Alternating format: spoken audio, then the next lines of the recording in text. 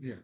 శృతి ఇది టాస్క్ ఏంటంటే Shruti like we will be allocating a group, a network security group which will be working on some sort of malware attack that is happened on ఈ company కెమికోరిక్స్.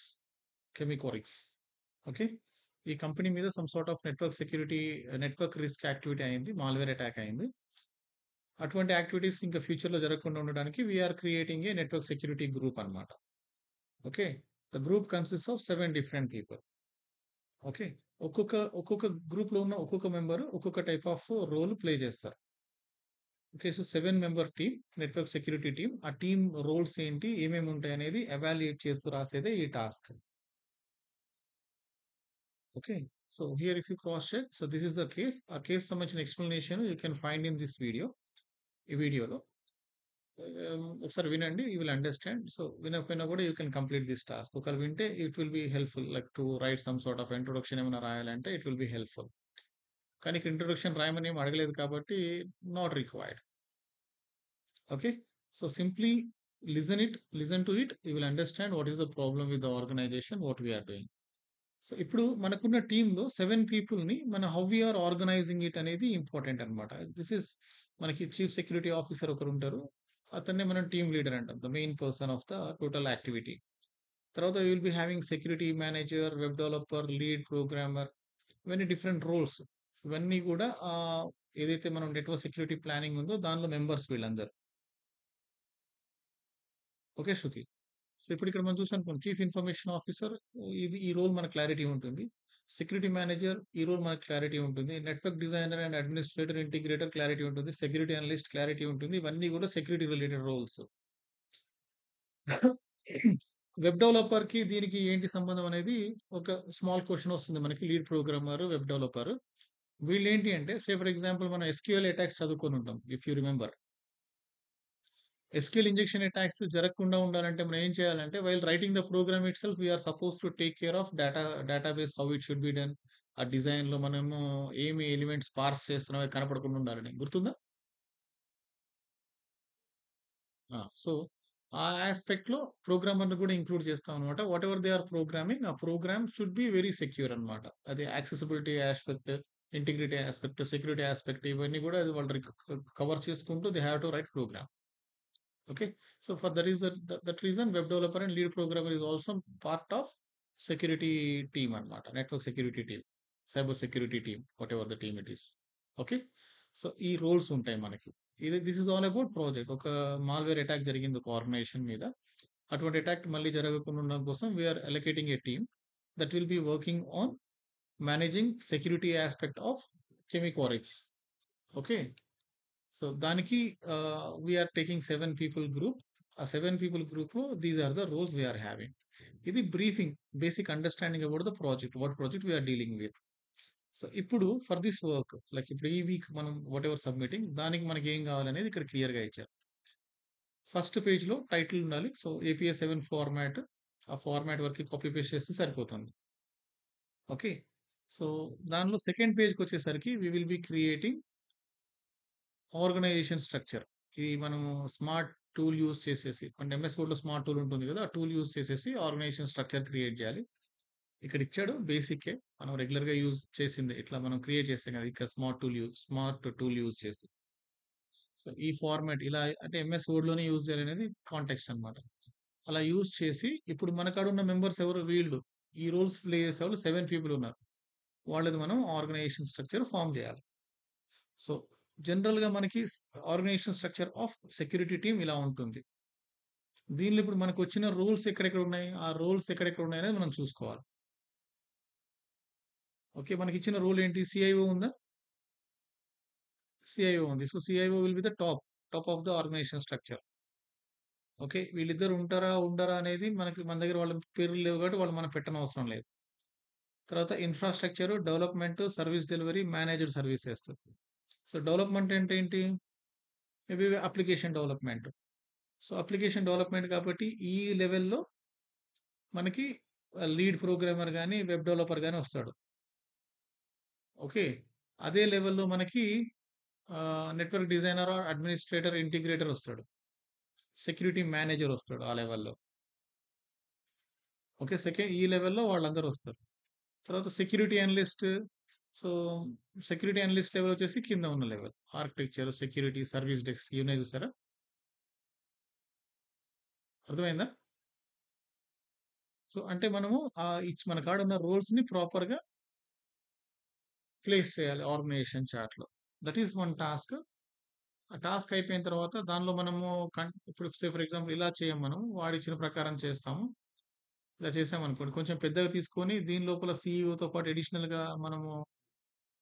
అడిషనల్‌గా మనము data ఇక్కడ ఇచ్చిన details mention చేసుకునేలాగా చూసుకోవాలి అన్నమాట. A group member name, phone number. So, just give some name 1, name 2, name 3, phone number 1, phone number 2, phone number 3 అట్లా ఇచ్చేసేయండి. ఓకే.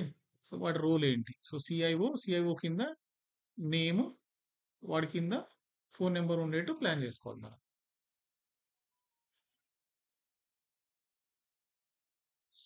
6 పీపుల్. ఇవి 5 రోల్స్ ఉన్నాయనా? What is that?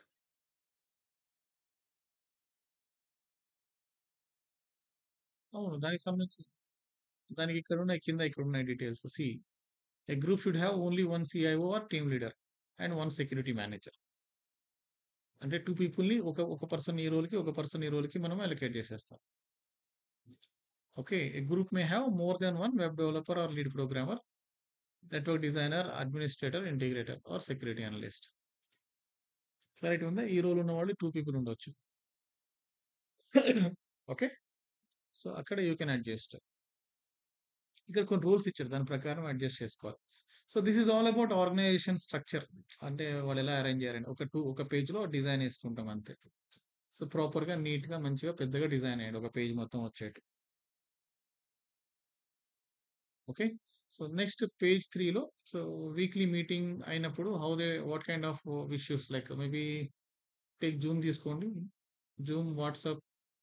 సో, ఇక్కడ establish and include and agreed upon weekly team meeting time and venue. Simply some elements like ఇప్పుడు మనం ఏం చేసాం allocation of roles చేసుంటాం. Identifying key activities, what we are going to do, what kind of activity we are doing. Some elements మనం discuss చేసుకున్నట్టు ఒక page create చేసుకుంటాం. Okay. So, ఇక్కడ ఇది సింపుల్ వన్నే. Like we give some bullet point kind of thing. Agreed terms ఏమున్నాయి? ఆ meeting time ఏంటి? అగ్రీడ్ టర్మ్స్ ఏమున్నాయనేది. So, mostly allocated roles. Identified some issues, allocated roles.